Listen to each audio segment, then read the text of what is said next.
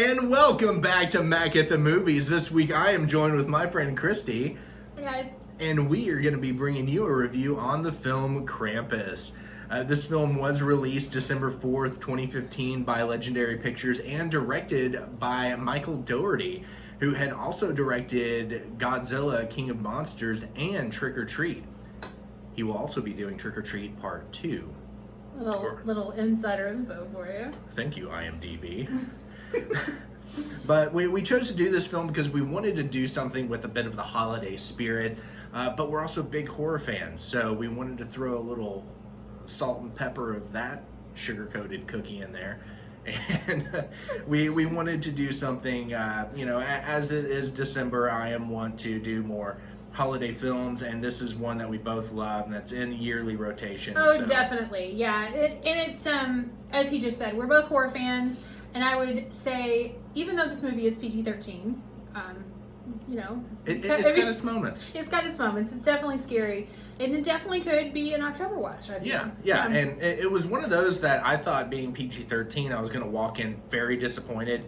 I didn't know what to think, because most of the time it seems like they take out a lot that a rated R film could provide the story, but it did not. This was just blood. There was just no blood. Just like The Ring and The Grudge. Yeah. Those were both PG-13, and it's just because they didn't have blood in them. Yeah, I mean, this one it had a little blood, but not a whole lot. Yeah, a lot of it was just, wholesome Christmas family entertainment, but with a little blood for and when it's not. a damning shit here or there. But the great film with a great cast of actors. So Kristy, let's go over who's in the film. And I apologize by not wearing my husband's Krampus shirt. He didn't want it stretched out.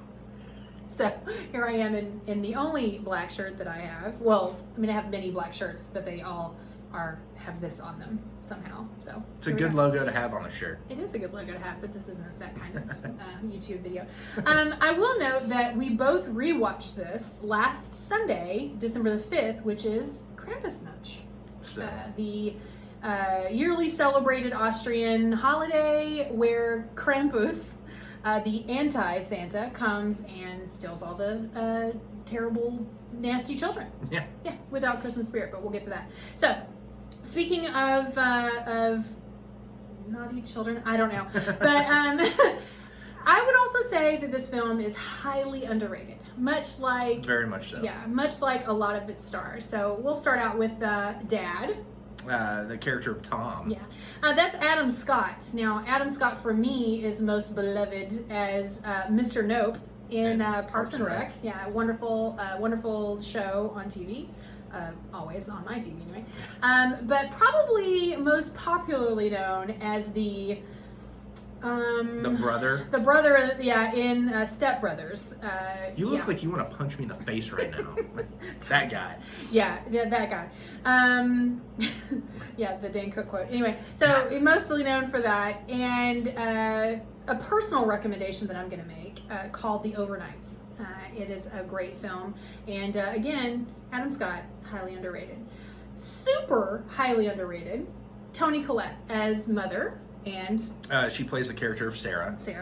Toni Collette, most known probably for one of her first films, Muriel's Wedding. That's a foreign film. She's Australian, so it's an Australian film. Also known for being the mother in Little Miss Sunshine, and a myriad of other films that are great. Yeah. For me, Hereditary. She was amazing in that, and to me, she was Oscar snubbed because of the genre. But that's again a whole other YouTube video. That's a different video entirely. David Koechner, who is probably best known as Champ, the sports anchorman in Anchorman, The Legend of Ron Jeremy. And one thing I want to... Or Ron Burgundy. Yeah, Ron Burgundy was not a porn star. Well, in his eyes, he probably was. Yeah. But he was also Todd Packer in The Office. I know you're not a fan of The Office, but a lot of folks are. I am.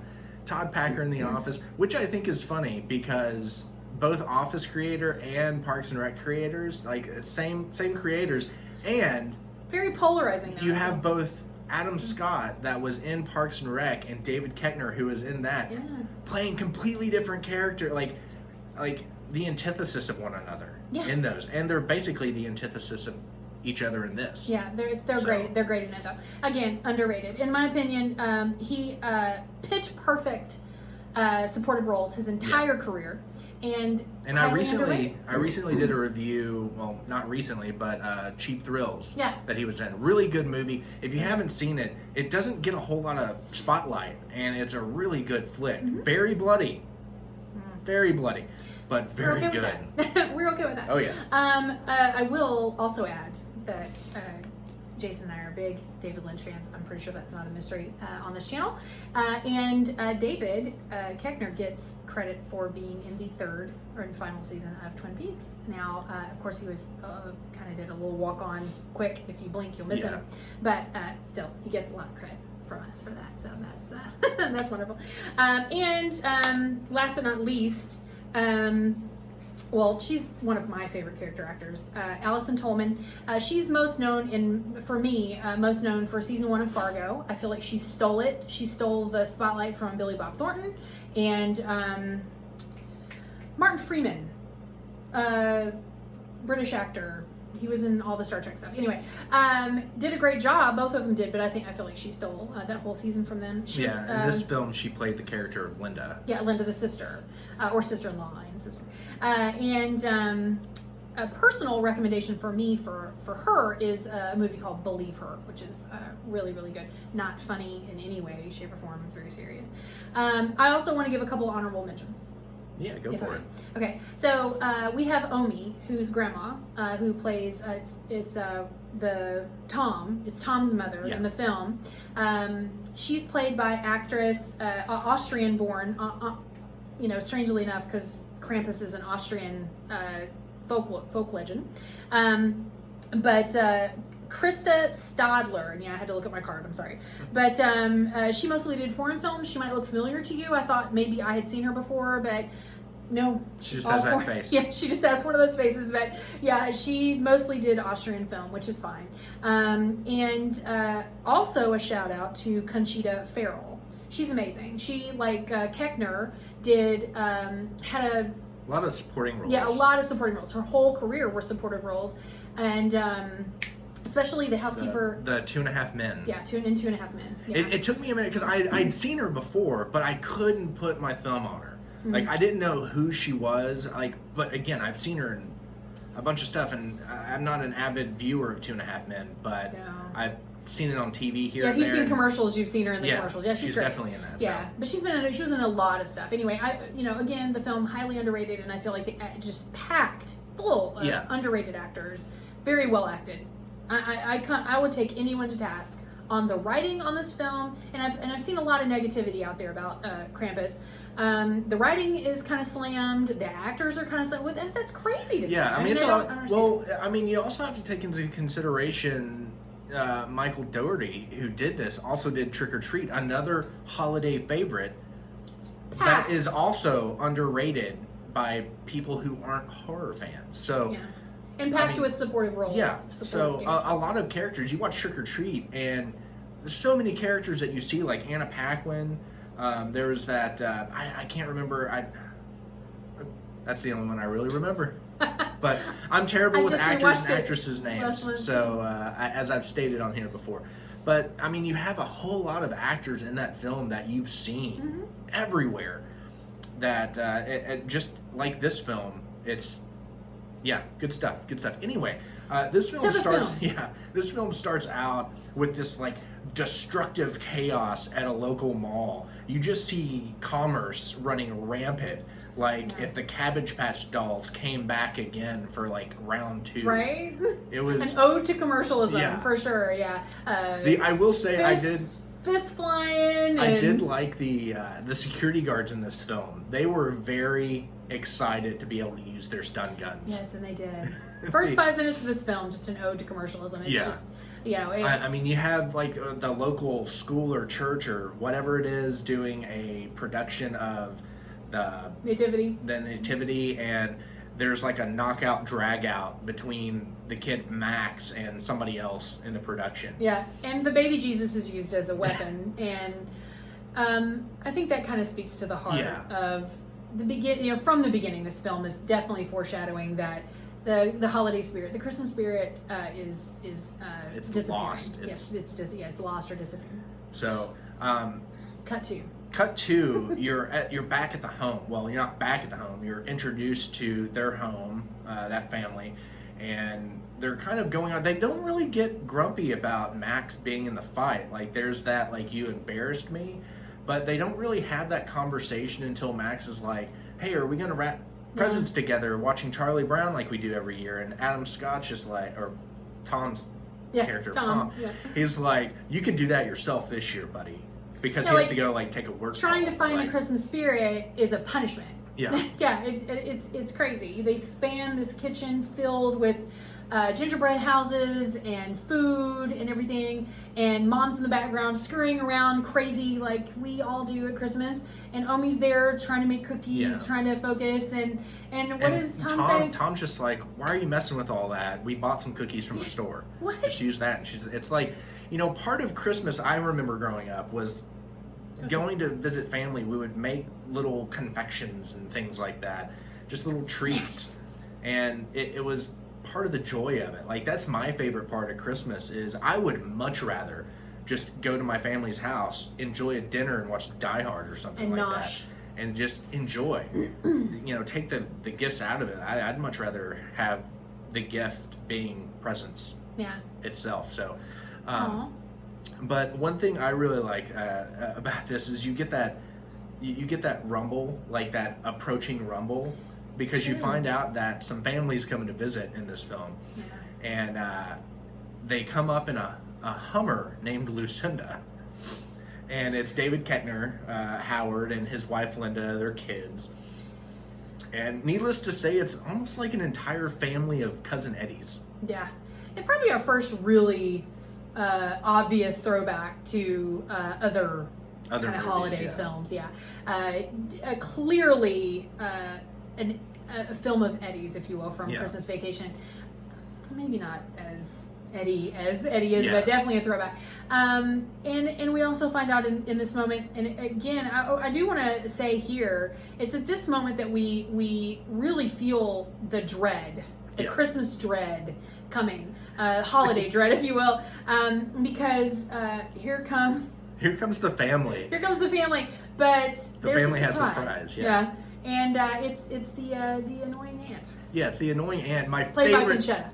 My favorite part of this film, like my favorite quote, is Toni Collette is looking at her sister in the film, and she's like, surprise.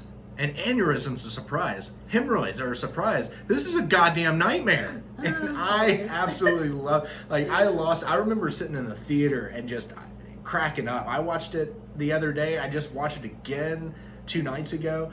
And that scene, I laughed to the point of coughing. Again, an underrated actress. I mean, come on. Her delivery her comedic delivery was just as good as her horrific delivery in Hereditary and many other films that she's been in. But, so definitely a nightmare for her, considering she's gone to what she feels is all this trouble for Christmas. And it's in this time when the family shows up that we notice that she feels like she's underappreciated, and what she wants to do for the family is underappreciated, but it's still not about the family. It's more about what she wants to present at Christmas, and she doesn't just want mac and cheese with hot dogs. No, she's got to have quail and go that next step, make it special, exactly, memorable. And while everyone wants to try to make it memorable, you just still want to keep that Christmas spirit. And again, I hate that we're using that so much, but there's a whole point to using Christmas spirit a lot here in the beginning. They sit down at the dinner table. It's just a nightmare. It's just hell on wheels. I mean, back and forth, kind of just hateful banter until the cousins the Eddie cousins, drag out Max's Santa Claus letter. Yeah, his letter to Santa, and they try to use it as a weapon, as a kind of a manipulation, a terrible manipulation, like to embarrass him. Yeah, to embarrass them. Yeah, and it actually backfires on them. It ends up humiliating their parents and themselves, and Max, kind of in a fit, runs upstairs away from the family, and Dad, Tom, comes in and tries to give him a pep talk. And it's a very generic pep talk, very, come on, boy, you can still get that in the mailbox, don't worry about this, that, and the other. And I think Max tries to take that to heart at first, and you see him, he goes to lick the seal on the envelope to close it, and then you see the click happen, and he just starts ripping up the letter, and he's like, no, you know what, I don't want these, these were wishes I had for other people. I didn't have wishes for myself, and if they want to treat me like this, then they can go screw themselves. And he throws it out the window, and that's when the letter goes up in the air to old Krampus. And we get that supernatural moment. Yeah. We've had that before. We had that supernatural moment in Home Alone.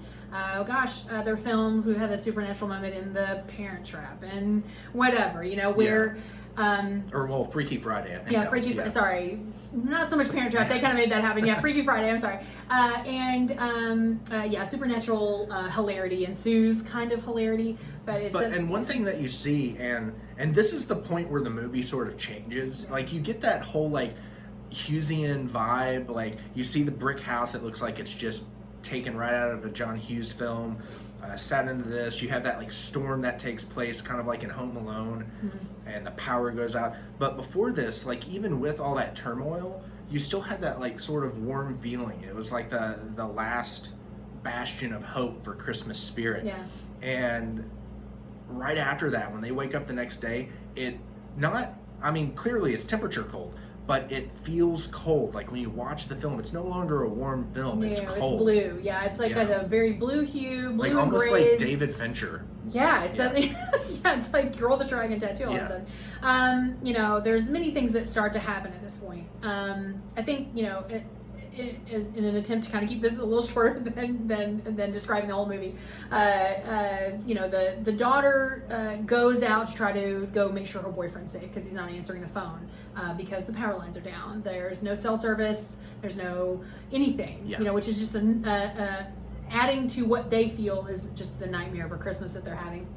But everyone's kind of being flippant about it. But there's Omi in the background building fire because Omi knows better. Omi knows the only way to keep Krampus from entering your home is by lighting a fire. Keep that log a-burning. So, yeah. And this is the moment when the daughter goes out exploring to find her boyfriend, to be with him, make sure he's safe, that you get introduced to Krampus. Yes. It's another tonal shift. And you get even darker to tonal shift. This is the October moment that I was referring to earlier. This is when he lands with a bang on a roof, and you see him in the background, and then he starts house hopping. She is terrified. All of a sudden, you're like, okay, well, this became a different movie. Yeah. This thing is terrifying, and you definitely get this ominous. It was a beautiful, for us horror fans, It's a beautiful, ominous moment. I always love a snowy scene introduced into a horror film because it's beautiful. And just a side note, they were supposed to be doing that with Friday the 13th at one point in time, but they nixed that because it was a good idea. Yeah. But the they're to camp. but you get introduced to Krampus at this scene. A very terrifying scene. Yeah.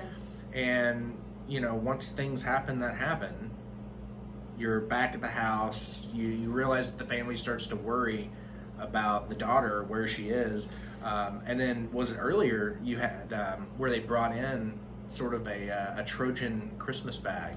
Oh yeah, goodies. the goodie bag. So a DHL delivery guy makes it through the storm somehow and is bringing actual packages, and there are these it's like crazy looking throwback packages on the porch. Yeah.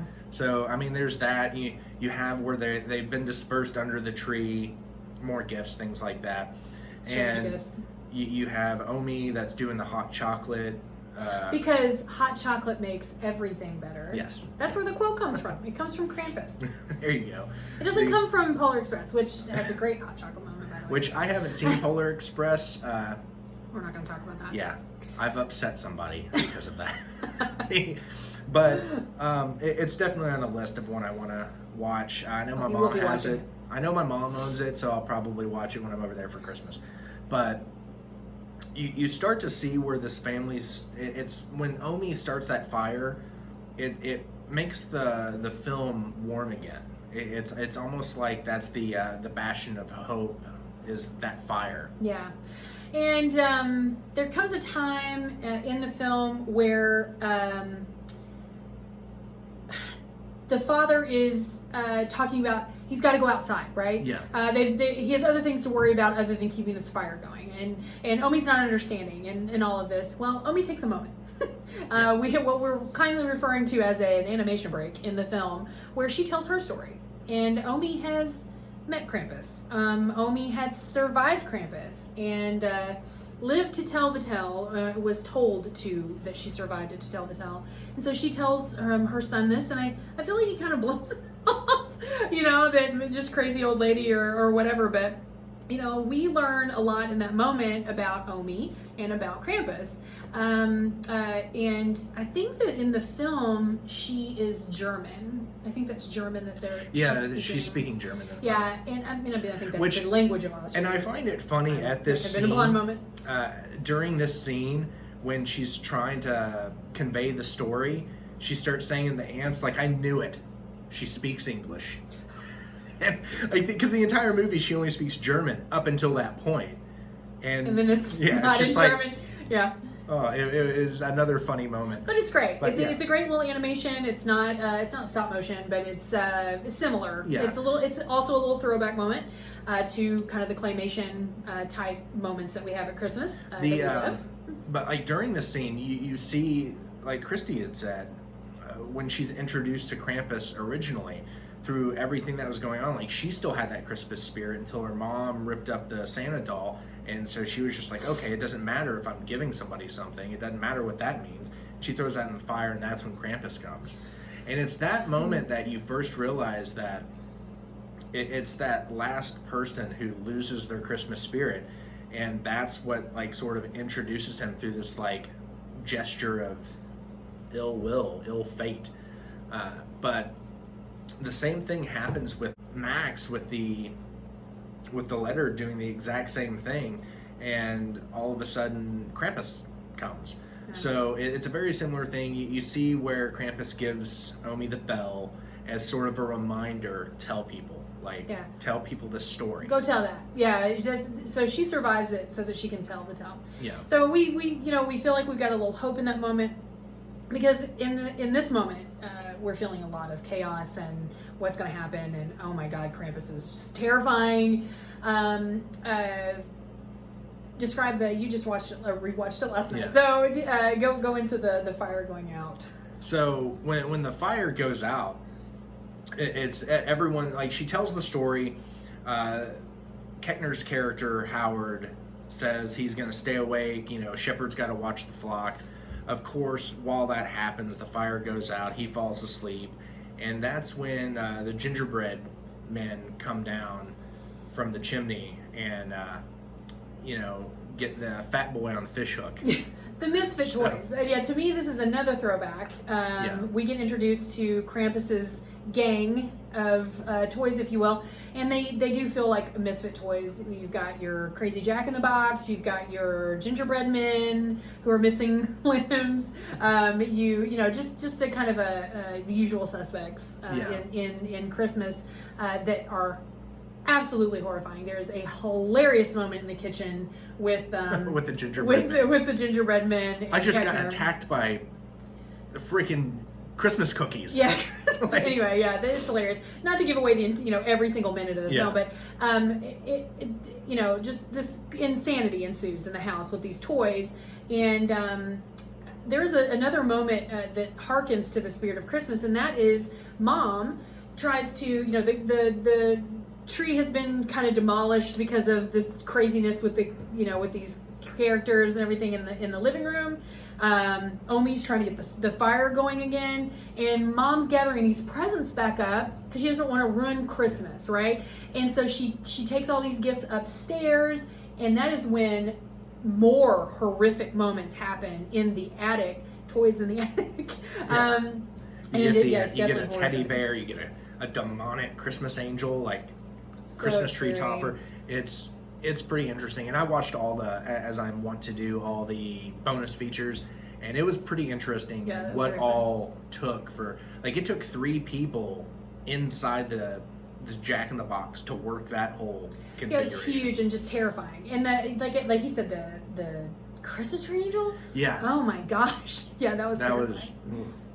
But seriously, you could watch this in October. Like, but yeah, and then all of a sudden, like, all this chaos that ensues upstairs comes downstairs, and this is the moment when another decision is made. Yeah, another decision's made. The aunt finally decides to go into hero mode and grab a shotgun, but then her ass gets hauled out the window. So it's just one thing after another, and all the Christmas toys, because they were all delivered in that Trojan Christmas bag. Yeah, this crazy old bag. They create this chaos, and then Krampus's elves come in, which you find out are, like, just, I think through the special features watching, that they're essentially like elves that had left Santa because they didn't want to be under Santa's reign anymore. It just caused more chaos. Just utter chaos. They throw snow onto the fire, putting the fire out. Then the family has to escape. They find out that there's a snowplow, and the family has to escape, and they're trying to get to that snowplow so they can make it somewhere safe. This is when Omi kind of becomes like the hero, and she locks the door behind the family to let them know, like, I'm going to stay here and take care of Krampus. And that's when Krampus comes, and you get that second introduction, that up-close personal look. That is just... There's a moment at the chimney, that's all I'll say. But I mean, another terrifying moment with Krampus.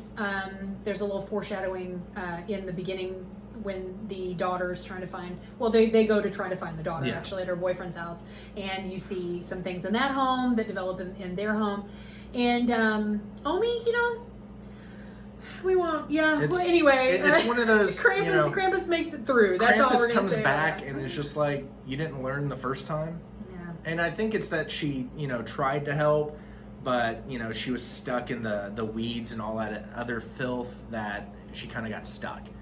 Yeah. So she sacrificed herself for the family, and then the Trimmers monster, the little Trimmers snow monster. Trimmer elf, whatever it was. It just reminded me of Trimmers because it would grab you from below. And you never saw it. Yeah, like you saw that it put a big bite into Kettner's leg, but like that was about it.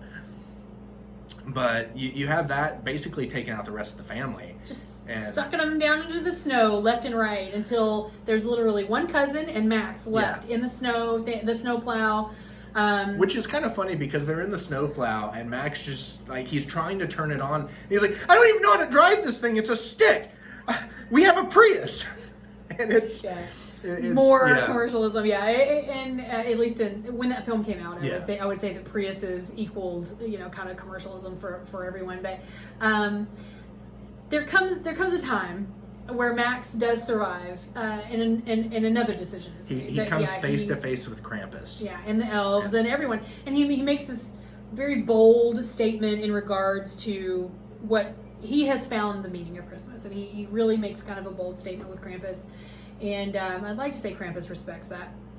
I would like to say that because, like, Krampus, like he did with Omi, gives Max that second chance. He gives him that crumpled up letter that he had ripped up and torn, and inside that letter is the bell. Yeah. So it's that second chance to tell that story and to carry on living. But instead, Max realizes what he really wants is his family. Yeah, that's not what Christmas is about. And so he puts his foot down. Yeah. Puts his foot down, tells Krampus to screw off, basically, and throws the bell back. Krampus looks down like, you fool. And, it's Krampus. While we are given a little bit of Christmas spirit in the end. You know, we do find out that Max changes his mind and he realizes that Christmas is about family. Yeah. It is about presents as opposed to, you know, gifts and presents. Yeah. That it's an either or situation with Krampus. Yeah, and I mean in the end, without giving away the direct end, but he's left with like a final reminder of what he could have had if he had only taken what Krampus gave him as a gift. So well, but it's difficult. It's difficult because it's. I mean, there's a lot of spoilers here. So. This being a spoiler, obviously this is going to have spoilers in it. The family doesn't. We're kind of left to wonder: is the family all alive? I don't believe that they are. I believe that they are trapped in some kind of other reality, and essentially. Well, literally trapped in a snow globe. Yeah. So, and then you come to find out that, you know, more foreshadowing. The family is kind of clueless. Like, there's this moment where Max wakes up. He thinks he's had a nightmare. He goes downstairs. And there's a moment where, obviously, he feels like he has had a nightmare. And that is not true. He opens up his gift from Santa, and it is the Krampus bell, and it's as if a veil is removed from everyone's eyes in that moment, and they all kind of have, again, now it's a different kind of dread. It's not Christmas dread anymore. It's the dread of, oh yeah, Krampus. I will say you also get a connection because while it looks like there's the veil taken off of in front of everyone's eyes, Omi and Max are the only two people that. It's like Max sees the bell and looks up at Omi and she's like, "Yep, we get it." So you pan back, and this is I'm gonna give my husband credit for this. They pan back and you realize that they're stuck in this snow globe. And for all the horror fans that watch Jason's channel, it is very Jeepers Creepers. It's a very Jeepers Creepers moment where, of course, we definitely never like Krampus. Yeah. Like you never feel sorry for Krampus. Like, this is not that kind of moment. But you pan back and you're kind of stuck in this little cottage, or it looks like your grandma's damp basement, like a cellar or something. And there's literally hundreds of thousands of these snow globes, and you get this just terribly another ominous feeling that that everyone's losing their Christmas spirit. Yeah. And so that's why I think we chose this film.